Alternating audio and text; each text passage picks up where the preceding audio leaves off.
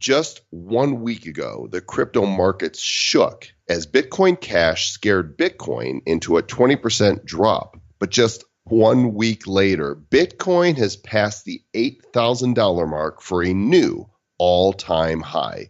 Ethereum, Litecoin, and many of the other altcoins are also on the rise. So are we entering a crypto bull market? Well, Travis is just back from jolly old England, and it's late on Sunday night. Very late. But since crypto doesn't sleep, neither do we. Let's talk about all the latest news, answer your questions, and have some fun in this episode number 52 of the Bad Crypto Podcast. 5, 4, 3, 2, 1, 0, ignition.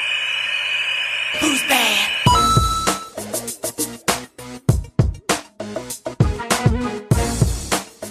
Hello, Governor. Welcome back to the Bad Crypto Podcast. This is Travis Wright, and I'm here with jolly old Joel. It's not jolly old St. Nick, that's for sure, although I'm working on the belly. Welcome back from across the pond, my friend. Hey, thank you. Landed and grabbed a seat at my chair all within about 15 minutes. Yeah, So- we were going to try to record in between your flights because you thought you'd have a couple hours coming back from England in Chicago O'Hare before you head back to Kansas City, but turns out you didn't. So here you are now. Here I am now.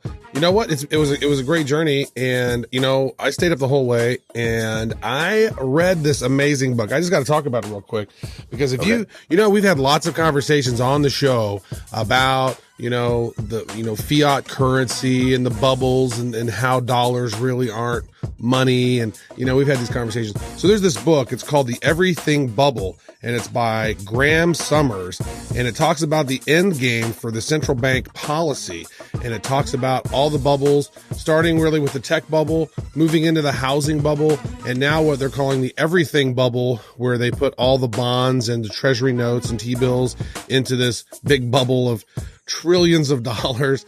And they were talking about what's going to happen when that bubble bursts, which it's inevitable that it will eventually burst, just like it's done, with the euro and in countries like Cyprus and Greece and Spain and all that stuff going down. Eventually, that will come to our front door.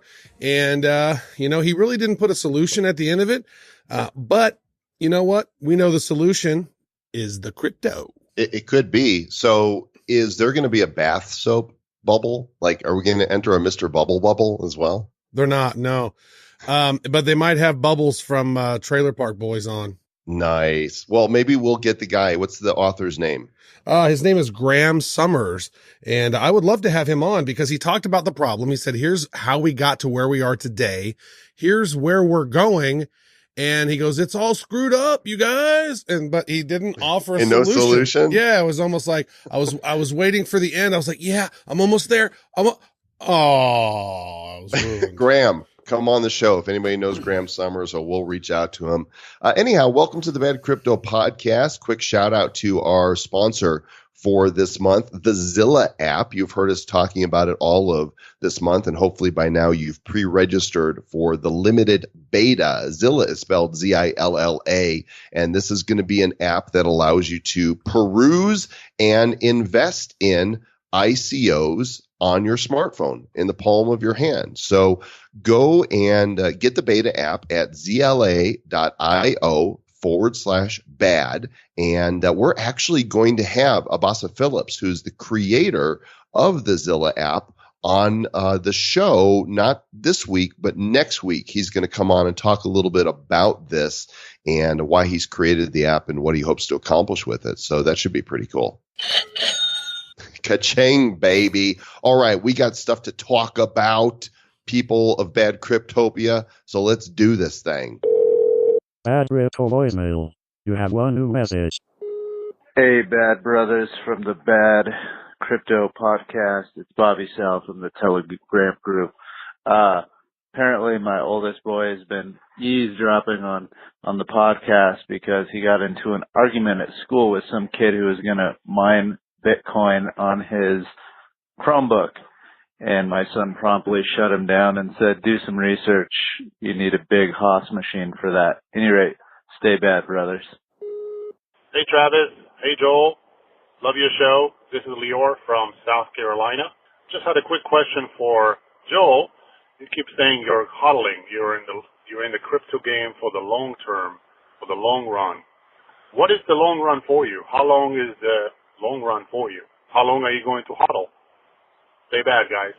Leor, great question, and thanks for listening to the show, and thank you for calling in. We love to hear from you guys. And for me, when I started getting into Bitcoin in June is when I think I made my first buy, June of 2017.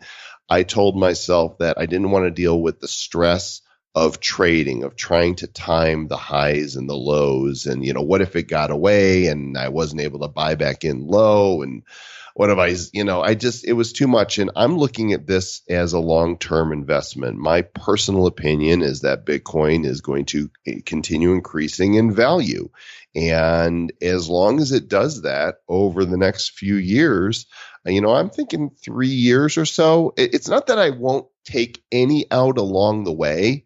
It's that I'm looking at this as something significant. And, I look at people who, Travis, they got Bitcoin at $100, and then when it went up to 1,000, they sold it. And then they missed the rest of the ride up. And now they're going, oh man, it's 8,000 now. I don't want to be that guy. I want to be the guy that, maximizes. As long as I don't need the money, if I need the money, that's a different story. But as long as I don't need it, I want to let it ride. Right. Yeah. You know what? I kind of do the same thing. Whenever I complete a Bitcoin, to me, that Bitcoin is now in the blockchain, the Trav chain. It is there. I'm not going to break it up. But if I have one like 0.75 of a Bitcoin, then I might be like, oh, I want to buy some Neo or something. You know what I mean? So if it's not a complete one, I'll play with it. If it's a complete one, I'm not. It's there. That's my kind of. And it doesn't mean that I'm not trading at all. In fact, some of the people that we've had on the show, we've gotten some of their coins or their tokens rather, and I'm selling little bits of that because that's turning it into more Bitcoin or Ethereum for me, which I'm long on all of those. I think the technologies behind all the major cryptos are significant, and some of them will succeed and some of them will fail. That is true. I take a little bit of them. I pull some out and then buy sandwiches, buy some pizza. BITCOIN. I want to make some of that again. That was supposed to be RESPCT, but yeah. BITCOIN. I want to make some coin again. I'm just making up songs. That was good. That was nice. Okay. I'll let that one slide. Hey, Timmy also wrote in. Timmy said, hey, love the show. It's right in that sweet spot for learning more about the crypto world and keeping me entertained at the same time. My question is about spreading the word of coins and ICOs to friends and family. Whenever I try to explain the scope of the blockchain technology, I get looked at like I'm a crazy lunatic or laughed at. I don't know which is worse. How can I get people to at least get interested in this flourishing movement? Stay bad, buddies. Well, Timmy, the answer is obvious. Tell them to listen to the Bad Crypto podcast. Duh. Timmy! Well, you know what? There's people that will look at you cross-eyed, but, ask them how much their investments have made this year. And then if you've been holding crypto for a year, tell them how much your investments are worth. That might get their attention. I had a conversation on Facebook with a really smart guy. Actually, I put a post on Facebook I'll put it on LinkedIn as well, where I talk about how I'm paying my kids in crypto and their allowance, their crypto allowance. And what I've noticed, so my son is 16, my daughter is 12. They actively look for things to do to help out so they can earn crypto. It's unbelievable. If I ask them to do something or give them an opportunity to do it, they jump. Like I asked my son while I was gone over in Britain, I said, hey, well, if you can go and rake all the yards, I will, the whole yard and bag it all up, I will pay you some Bitcoin. He's like, oh my God, you will? Yes. And he was outside and immediately sent me a snap of the big pile that he had put in his yard, that he put in the yard. And so, but I was having somebody, this really smart dude. He's a linked influencer. And so he's got a really big really important opinion of himself, but he was cracking jokes, laughing at me going like, wow, so you're teaching them this lesson. You could also tell them to teach them to put money on roulette. And, he goes, I'm going to Dubai and talking about it. This is just a big joke. It's all, so I literally was like, well, dude, obviously you're not informed on this topic, and you can't let your past successes, cloud your judgment on new topics. Just because you're smart in some areas doesn't mean you're smart in every area. And you're clearly out of your element here, Donnie. So some people are futurists. He's a pastist. Mm-hmm. Well, you know what? Once you really understand how the financial system really works and fiat currency. I'm crypto curious. Yeah. Once you understand it and you go, oh, and that's again, that everything bubble book. If you want to learn more about it, pick that up, because you really will get the whole lay of the land. And that might give you a little bit more ammunition to help your friends and family. One thing I always say to folks is, you know what? Listen to the first 3 episodes of Bad Crypto.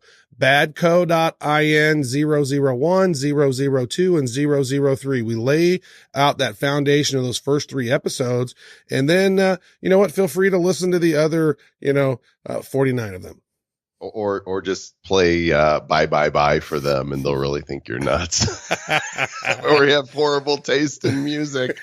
Oh my gosh. Okay, we got a ton of news, a crap ton, in fact, because there's big things afoot in the crypto world. So here we go.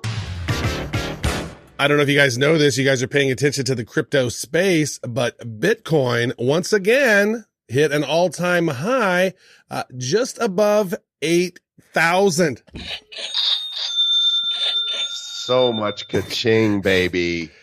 With ka-ching buttons in hand, we are here to alert you to the all-time high. And this just a week, Travis, a week after people started panicking, which is why when all the panic happened, I'm like, what are y'all freaking out about?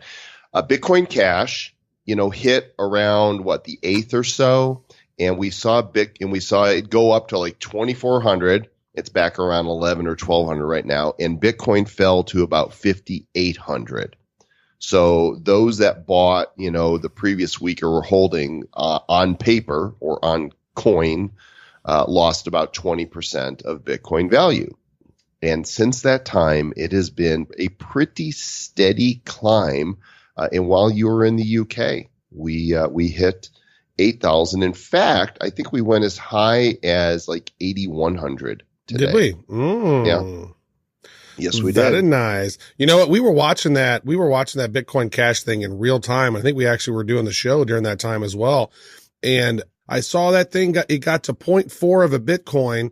And then I got out at 0.3899, and I got out of like, I think 5 of them, 5 or 6 of them. See, I was like, yay! So you remember when Bitcoin Cash first forked, and I said, yeah, I'm holding a few. I had a few Bitcoin, and I'm holding a few in the fork, and I was in no hurry to do anything with it. We saw it go up to like 800 initially, and then it fell eventually to about 300 range. I'm like, you know what? I'm just going to hodl it until the right time. Well, guess what? The right time hit, and I cashed out of mine at about 1,800. I'm glad. I'm out of Bitcoin Cash. Put it back into Bitcoin. Complete another Bitcoin, store it away. Exactly. So, why exactly this is happening is there's a few different theories. One of them is that SegWit 2x still might happen. I'm not clear on this. I'm seeing some people say when the block finally hit that it failed, which is kind of funny. And then I'm seeing others say there still might be a few miners that are going to follow it. So there could be some free coin. I don't have details. Others are saying it's because of the Litecoin news, which we're going to share in just a moment. I think that it's all just part of awareness coming into Bitcoin. And it kind of goes back to the question that Lior was saying earlier. If most people have no idea that Bitcoin is worth a Bitcoin is worth $8,000, right? They think this is magical internet money. Yeah. And when they find out, they're like, what? I heard last year it was worth like 800. Are you kidding me? And people are beginning to pay attention. Well, you can tell. I mean, more money is coming into it. It's not that just Bitcoin is taken off in price, but if you look at the total market cap of cryptos right now, I mean, we're talking what? We're talking almost $240 billion. Last episode I think we did was 230 billion. And the one before that was 220. So here's the thing. If 10 billion new dollars is going in multiple times a week into this crypto, I mean, no wonder that these prices are going to go up because more money's going in. They're not making more Bitcoin. So the demand is still there. And so supply and demand, boom, price is going up. So that tells you, I mean, when we started this show, I think there was like maybe 50 billion. I don't even remember exactly, but it was nowhere near 100 billion. And now it's at almost $250 billion. I would almost bet I'm not even going to bet. I don't know, but I mean, it'll be here before we know it. Probably sometime right after Thanksgiving, where we'll see $250 billion market cap. That's $250 billion. That's cray. Yeah. Well, in earlier this year, we heard several people make predictions that by the end of the year, Bitcoin would hit 10,000. And it's like it's getting unleashed. It's like it's the gate is open and the dog is just and just, running out there. And there is serious FOMO that is happening. People feel like they're going to miss this whole Bitcoin explosion. We've got, CME, the world's largest exchange operator, saying they're planning to launch futures trading of crypto as soon as December. And Fidelity, right? Fidelity, 26 million of their clients will have access to buy Bitcoin through. Look, this is the crypto train and the bad crypto train are rolling down the track. Chugga, chugga, chugga, chugga. Grease lightning. And Bitcoin's not the only thing that is bullish right now. Ethereum has come alive. As of right now, $358 a coin. It was, let me take a look at the chart here. It was back in June of this year that it hit 400. Or maybe it was late August that it hit 400. And then it kind of fell back, No, it was June that it hit 400. Then it fell as low as like 160 or so in July. And a lot of people were left holding the bag. It kind of creeped back up to 380 or so in August, at the end of August. And then it's kind of been on this, under 300, over 300. And now it's taken a ride. In fact, I just spotted this story on ProfitConfidential.com, Travis. Ethereum price forecast. Ethereum to get futures contract like Bitcoin. I don't know if this is, true. Bloomberg is reporting on this. But if this is true, and that means there can be an exchange for trading Ethereum futures as well as Bitcoin, that legitimizes the Ethereum blockchain. It could be. I think that makes the most sense that's what's happening because, I mean, whenever this happened and this article came out, Ethereum was sitting around 330 and then boom, it popped all the way up to like 375 or something I saw, right? It might have gone as high as that. Yeah, it's sitting around 358 as of right now and very bullish. And, I'm a big fan of Ethereum because all these ICOs that we're talking to and many of the ones that we're not, in fact, we're not talking to most of them. There's so many happening right now. The large majority of them are building their smart contracts on the Ethereum blockchain. So how does it not increase in value? Yeah, it did get up to 371 today earlier.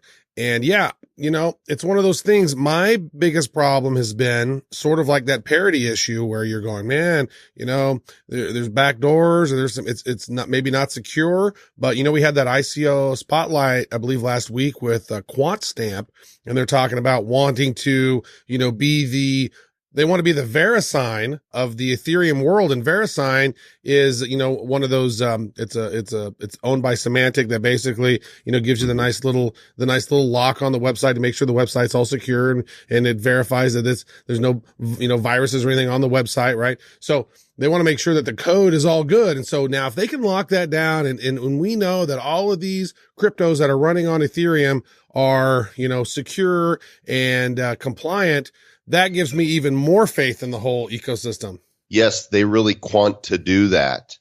Because quant stamp, they want to do that.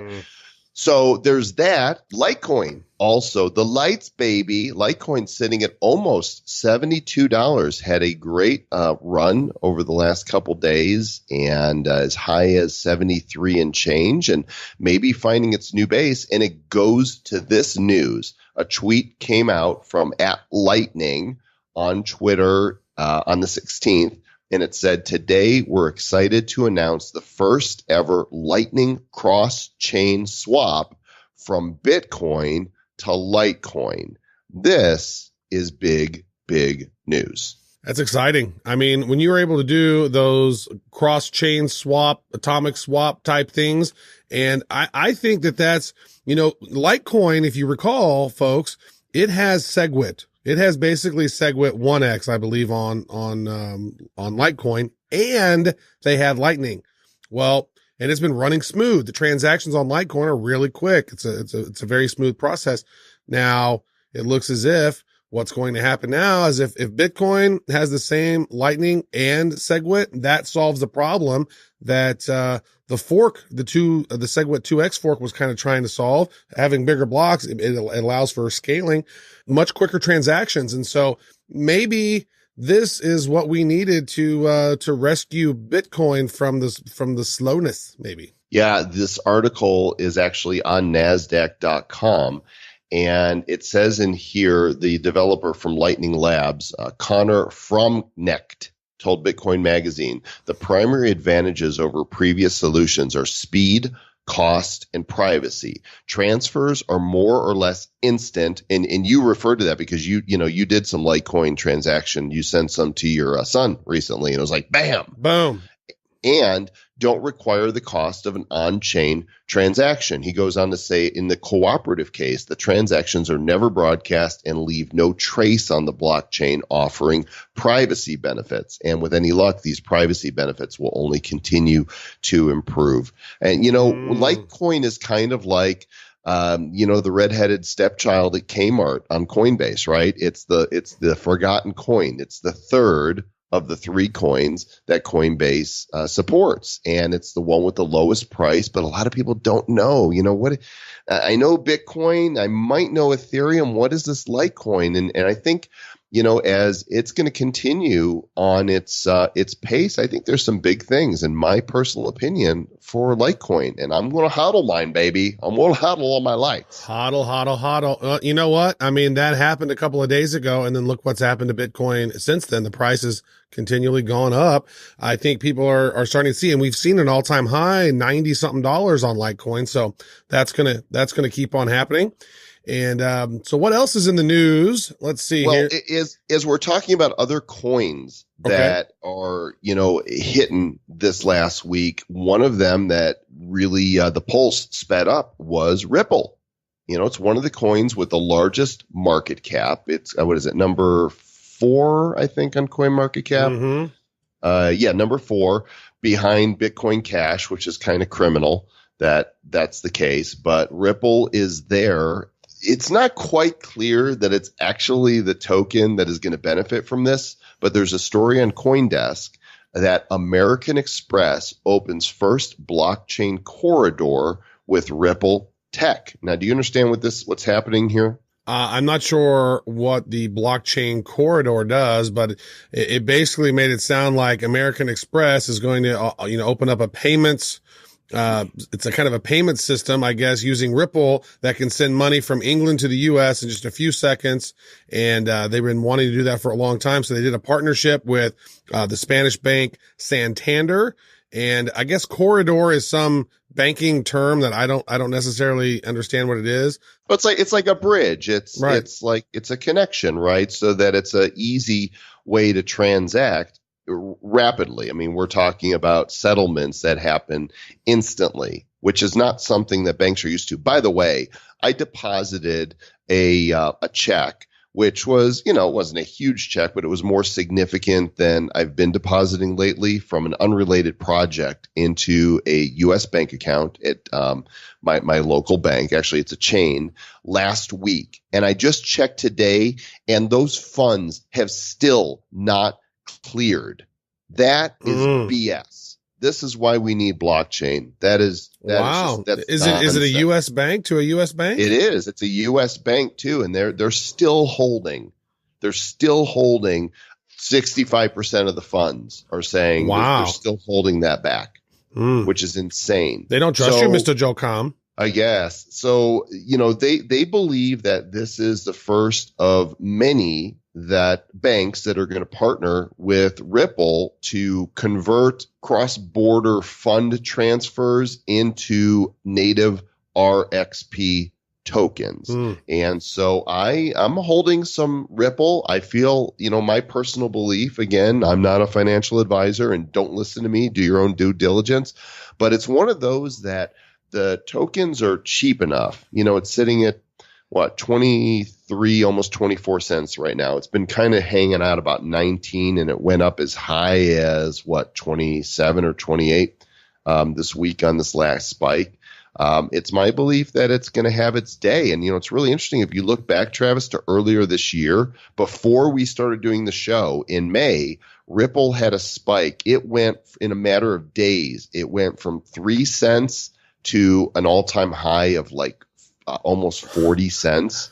And then it pulled back significantly. But, if you had been holding XRP, in fact, if you go back to January of this year, it was worth half a penny. Yeah. If you go back to exactly 1 year ago today, it was worth 0.0077. Yeah. Isn't that crazy? So, for me, it's low risk to kind of load my bag up a little bit with some of this coin here. When I see banks getting involved, when I see a name like American Express coming on board, even if it's not directly related to the token, but is the same blockchain that they're using, I just feel like that bodes well. Yeah, there's good news going on with Ripple. There's good news going on around Stellar, Stellar Lumens. So, these currencies you can transact lightning fast. It is amazing how fast these two currencies you can transfer money with them. And the fees are so low. I mean, it's unbelievable how low the fees are. So as more companies start partnering with these different companies, we know that IBM is partnered with Stellar. We know there's a lot of banks that they're working with. We know that Ripple's partnered with a lot of banks and whatnot. So it's definitely an interesting thing to pay attention to as the fintech world and the finance world start working together more closely. Now, this one's not in our show notes. Maybe we'll find a link to put in there, but you mentioned another coin that you wanted to talk about, and I'm excited to talk about it as well. Yeah, so I don't know if you guys have paid attention to this, but NEO has had some pretty interesting news. There's always something lingering about NEO, but there were some big rumors that popped out on Friday on a tweet that the official NEO Twitter account had shot out, and it was in Chinese, and it basically was giving a message that, some big news is coming, and then somebody else had commented in that something in the next 3 days is going to happen, some big news. So apparently there's some news going down potentially on Monday. And there's some rumor about Alibaba. There's some other rumors about China and ICOs. There's more ICOs going through on this or something. We don't know. But we do know that the price shot up like crazy. It got all the way up to its all-time high, up to almost $47. It actually hit $47. It didn't quite hit its all-time high, but yeah. Well, yeah, from 29, it shot up. It's currently, as of now, sitting at $41.50. And of course, we talked about this, you and I, last week, and we talked about that we personally wanted to get some more NEO and gas. Gas is the mechanism for sending NEO, and my personal belief, I feel like I'm giving a lot of I'm showing my own hand this week a lot. in this episode, and that's why I want to make sure everybody goes and does their own research in case we haven't given the disclaimer enough times. Here's 10 more disclaimers. Yeah, we're not telling you what to do. We're just sharing what we do. This is what we're doing. I feel like when China figures out and sorts through their ICO thing, right? Because they put the kibosh on ICOs, but they didn't tell NEO, hey, you need to shut down. I just feel like NEO is going to be perfectly positioned to manage the ICOs under China regulation. Who knows?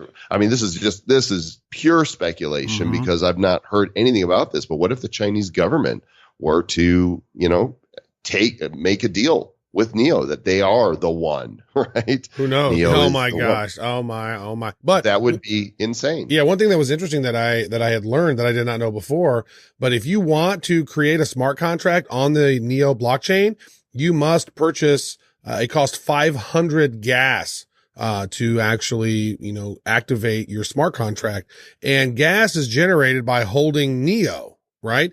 And for you to do transactions, since NEO, it wants to remain whole, you can't break it down into decimals. To do transactions, you actually have to send gas with it.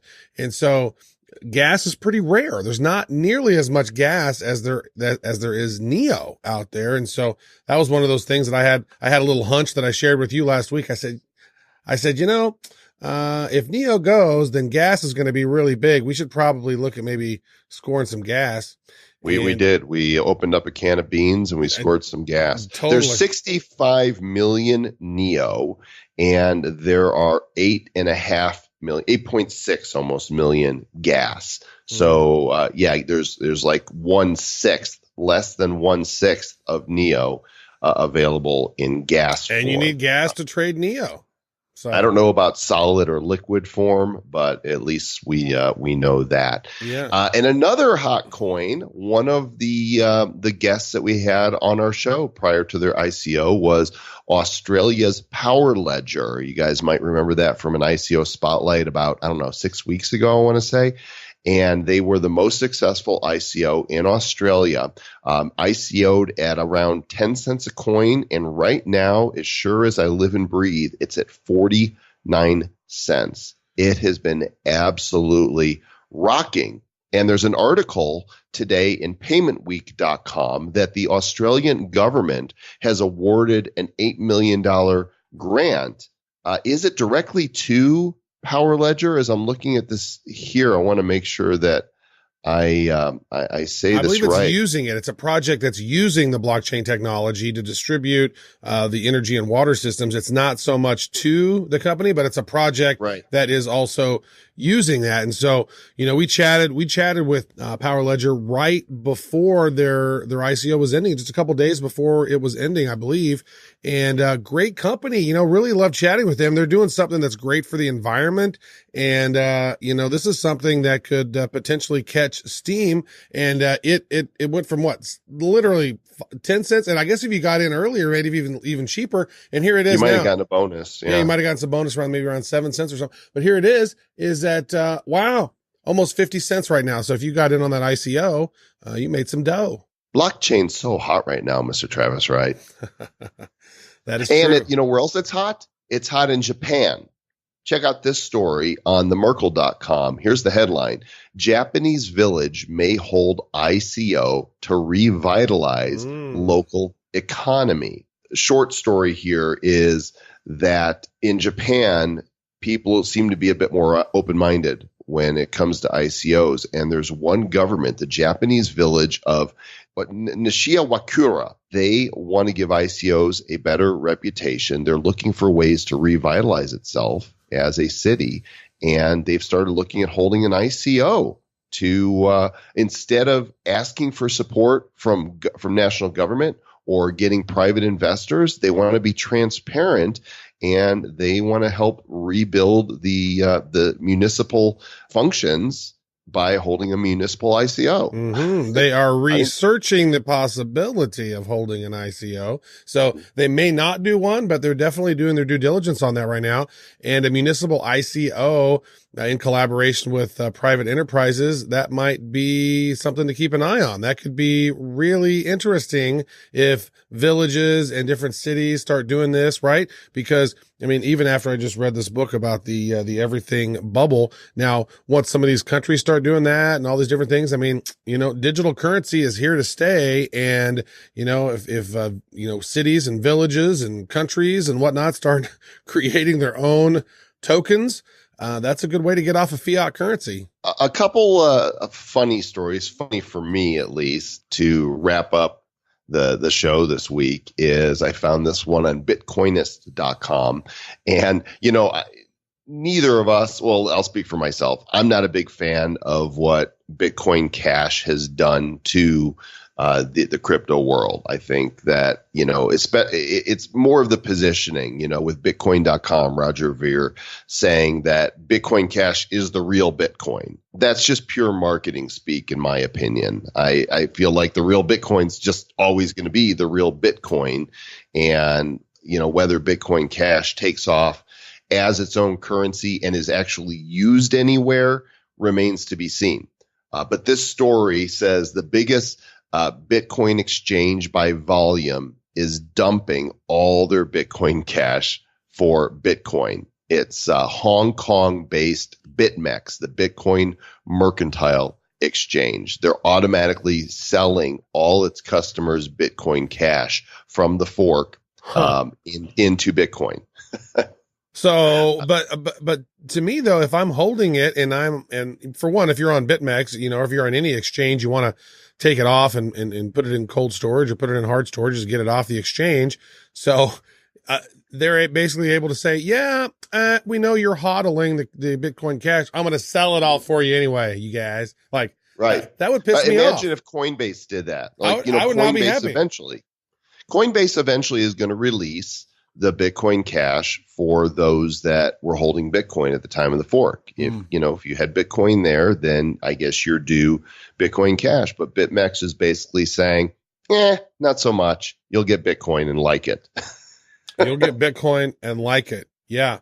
And Bitcoin Gold, that had a kind of a shaky debut as well. Like I still don't even have my Bitcoin Gold. I've had, how do we actually, maybe we need to do a whole other episode on how do you claim your Bitcoin Gold? If you had Bitcoin when Bitcoin Gold forked, where is it? Well, interestingly enough, the Bitcoin that I had at that time was on my Ledger Nano S, and they have just updated it.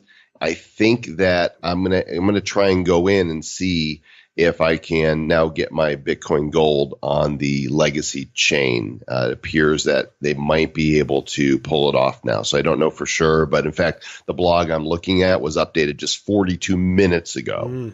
And it says the Bitcoin Gold network is now available and Bitcoin Gold transactions are supported by Ledger. So wherever you had your Bitcoin at the time of the Bitcoin Gold fork, you'll want to check with that exchange or that wallet and make sure you follow the instructions carefully because you don't want to lose your Bitcoin. And, anytime you do it improperly, there's a chance that it can go poof. And so hopefully that won't happen. The final story, Travis, you're going to have a great laugh over this. We've mentioned Jamie Dimon, the CEO of JP Morgan Chase, many times on the show. And Jamie Dimon is not a friend of Bitcoin. He's called it a fraud. He's saying that it's going to go, people are going to lose their money and that, criminals are using it for money laundering and all that. Well, this is on Reuters out of Zurich. Swish Financial Markets Authority, FINMA, has found that the Swiss subsidiary of U.S. investment bank JP Morgan broke anti-money laundering rules, a Swiss court document showed. They have seriously infringed, according to this ruling, and it involved a violation of obligations of diligence on questions of money laundering. So, yeah, I'm pretty sure JP Morgan's a scam. I wouldn't invest in it. It's a bubble. That's Travis's opinion. I don't. He is not a financial advisor. So I don't know, but I find that that's really funny still today when, I'm talking about Bitcoin every day, and I have people that are asking me about it, and I'm talking to family and friends, and there are still some that say, isn't that used, for criminal enterprises? And I'm like, you could be holding cash in your hand, in your wallet that was used for a dirty deal. Right, because this stuff circulates. You don't know where George Washington has been. You don't know if that has been in a G-string. You don't know if that has been used to purchase, other things. I mean, you don't. Oh, this just in: Power Ledger, 51.5 cents.